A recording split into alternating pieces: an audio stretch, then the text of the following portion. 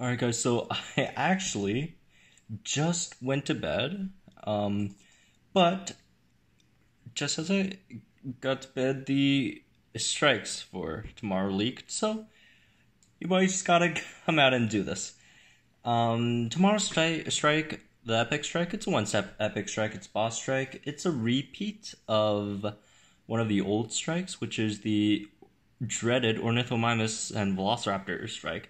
That one, I'd say the difficulty is among the boss strike, it's medium. It's not the hardest, for sure, but it's not the easiest. You can't just, throw in a Sucatator bleed and then stall for 3 turns and GG. You can't really do that. Ornithomimus, first of all, you can't bleed, and Velociraptor bleeding isn't that effective. There's better ways to deal with it, and also both of them are really fast, so that it's kind of hard. First of all, let's just go over the stats real fast.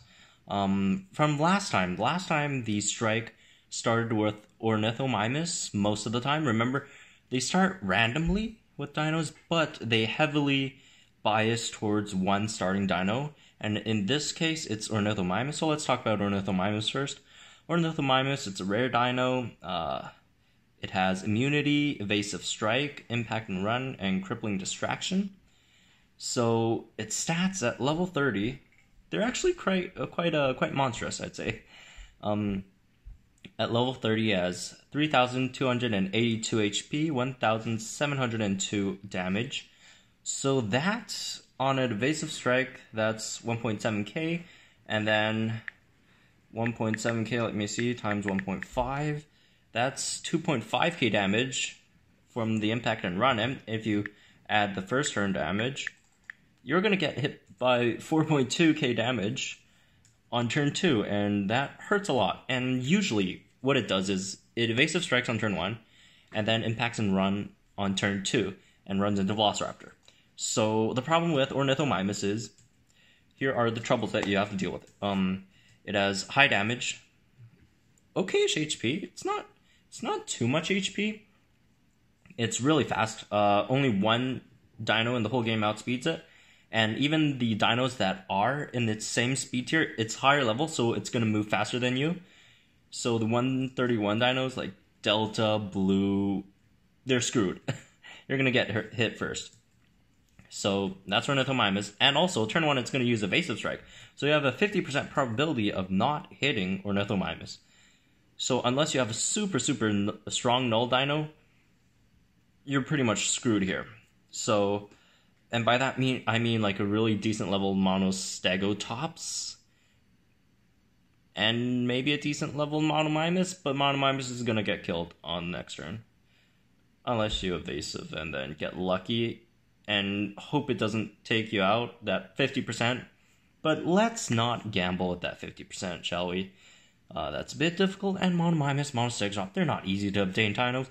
And by the way guys, when I do these strike event guides, I go for under legendary. So I'll try my best to not use legendaries to beat these strikes. Sometimes some strikes are just super hard and you need a specific dino to fit a certain role, and some of these dinos only occur in the legendary rarity. But for this strike, there is a way to beat it without legendaries, and there are multiple ways to beat it. So first of all, for Ornithomimus, you could use either Velociraptor or Erlikosaurus, or Deinonychus, or Erlik Gen 2. So here's the game plan if you're going that route. So Velociraptor, let's go for the most straightforward one, Velociraptor. It's 132 speed, means you're going to outspeed Ornithomimus on turn 1, and if you outspeed it, it's not going to evasive on that first. Well, it's going to evasive still, but you're going to hit it first before evasive. So you're guaranteed to get a hit on it. And that's going to be, depending on your Velociraptor level, a lot of damage. If you're level 20, that's, let me check real fast. That's 985 base damage. And that is 1.9...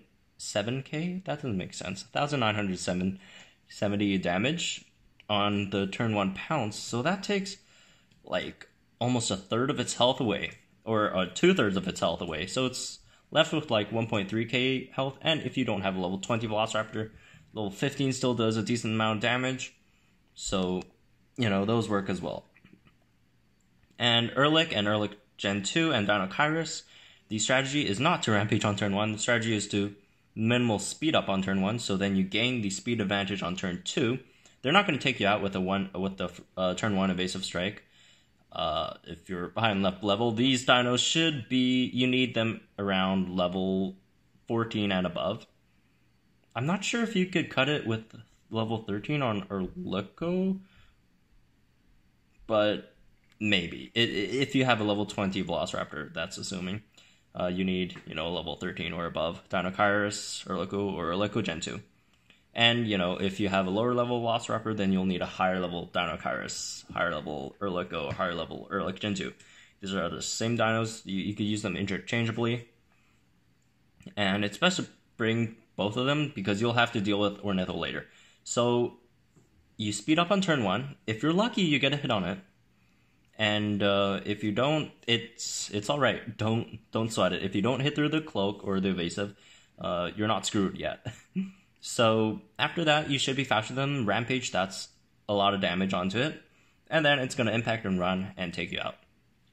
So that hurts, but not really because you'll be fine. Don't worry.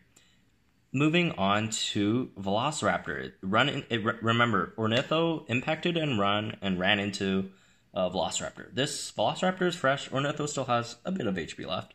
So this Velociraptor, let's look at its stats. At level 30, 2,370 health, 1,604 damage.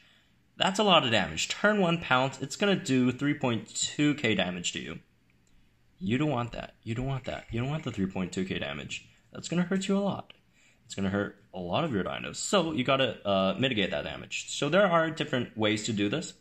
The first way is to use instant cripple dinos or instant distraction dinos, such as Kentrosaurus. You know, I've got Trichosaurus. I don't know. Trichosaurus could probably just even solo it. You know what? It can't, because you have to be lucky to kill Ornitho. But, you know, stuff with instant cripple, like Trichosaurus. Why did I just say Trichosaurus again? But Suctator, Kentro. But the ones I would suggest is Wurosaurus and Kentrosaurus, if you're going for the instant distraction route. These are really good for a few reasons. And I would actually value Kentro over Wurho a bit, just due to its counter, which helps a bit. So Kentro, let's assume it's at level 15. It doesn't matter if there's two scenarios. If you're at level 15, then you take out the Velociraptor. And if you're not at level 15, it's fine. Don't worry.